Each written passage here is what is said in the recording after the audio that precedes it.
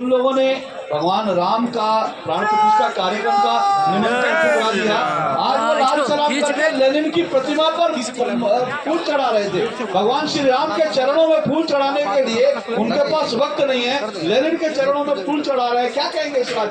जो लोग आत्मा को नहीं मानते थे, पूरा मानते थे कि मैटर है हमारा, वो भी पुष्पांजलि दे रहे हैं कि इनकी आत्मा को मुक्ति मिले।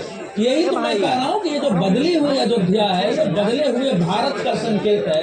जब भारत बदल रहा है तो उस बदलाव की हवा में जो दबाव है, उस बदलाव की हवा से जो भय है, वो सारी चीजें दिख रही है। अब बार बार करें तो मुझे दुख पहुंच रहा है। मैं तो इससे उत्साहित और प्रशंसित हूँ क्योंकि देश में स्पष्ट रूप से वो सारे चेहरे सामने आ गए हैं जो अब तक इस देश को सबसे छोटा, इस धर्म को सबसे खराब, धर्म मानने वाले को हीन ग्रंथि, पिछड़ा हुआ साबित करते थे। और लोगों में ये चेतना जग गई है कि हम तो उस महान संस्कृति के वाहक है, हम तो प्रभु राम के वंशज है। तो भारत ही नहीं, संपूर्ण विश्व को दिशा दे सकता है। तो ये जो चेतना जागृत है,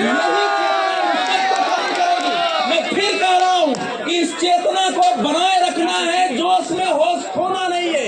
इन सारी शक्तियों को केवल चुनाव में नहीं, वैचारिक आधार पर उस भारत को खड़ा करने के लिए कि आपकी आने वाली पीढ़ियां भी गर्व उठा के कहे कि हम उस देश के वासी हैं जो सारी दुनिया जिसको देख के जीना सीखती है। तो ये स्थिति हमारे देश की इस अयोध्या के राममय से बन रहा है। मेरे पास समय बहुत कम है, लेकिन एक आखिरी बात, क्या आपको लगता है ये वैचारिक युग है? क्योंकि ये जो है सिर्फ राम की, राम के बच्चे हैं, हम राम के संतान हैं, हम राम को मानते हैं, हम राम की पूजा करेंगे। जो लेनिन के बच्चे होंगे, जो लेनिन के संतान होंगे, जो विदेशी नाजायज औलाद होंगे, वो विदेशी की पूजा करेंगे।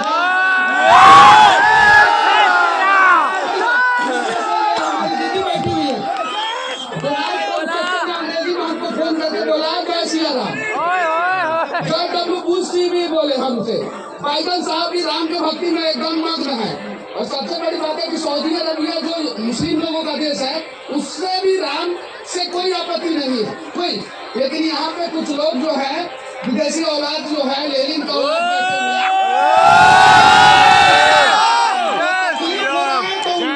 व्यवस्था है, एम्स जाए दिल्ली एम्स में और अपने DNA का जांच कराए, पता चल जाएगा कि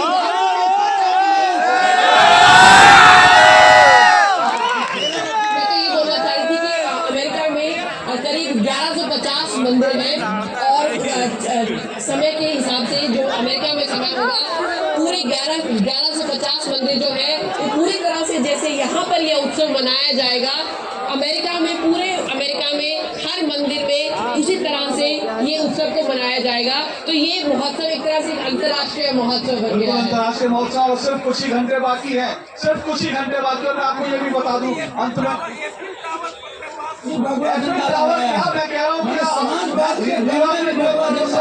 समय बिल्कुल नहीं है, मेरे पास समय बिल्कुल नहीं है। टाइम्स स्क्वायर पे भी सीधा प्रसारण होगा और मैं आपको सिर्फ ये बता दूं चलते चलते, इसका सीधा प्रसारण जो है वो डीडी न्यूज पर, दूरदर्शन के तमाम चैनल जो है इसका सीधा प्रसारण देंगे और सिर्फ डीडी न्यूज के माध्यम से आप जो है प्राण प्रतिष्ठा का कार्यक्रम देख पाएंगे। हमारी कैमरे टीम वहाँ तैनात है, आप जन्मभूमि मंदिर परिसर में तैनात है और आपको सीधा प्रसारण दिखाएंगी। और ये सीधा प्रसारण आप लगातार देखते रहिए, क्योंकि याद रखिए ये पल 500 वर्ष के बाद आ रहा है। इस पल का हमने बहुत इंतजार किया है, इसलिए इस पल को अपनी आंखों में, अपने हृदय में समेट लेना है। उस पल का इंतजार हमने किया है, याद रखिए।